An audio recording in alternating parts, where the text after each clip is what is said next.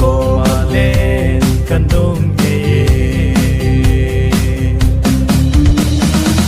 ko lam su tàu ai nam giao lâu vi tung khăm na lên ca na bộ an na hi e o ma ca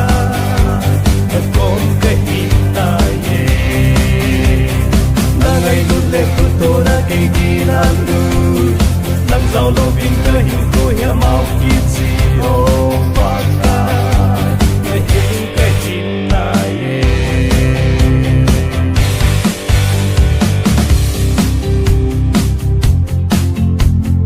đã là bồi để về tu để ngày mình bắt đầu ta có anh lên ta có nhưng cô làm suốt tao với năm sao lâu vì nhận được khăm na để cả na vô anh na hi để có inga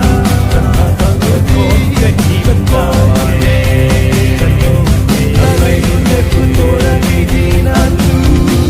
Hãy subscribe cho kênh Ghiền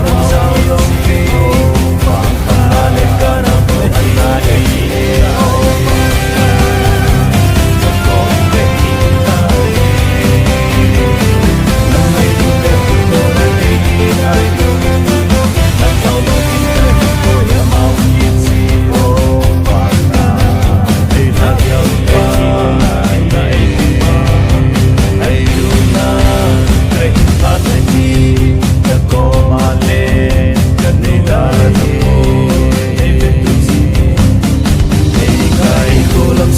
để không bỏ lỡ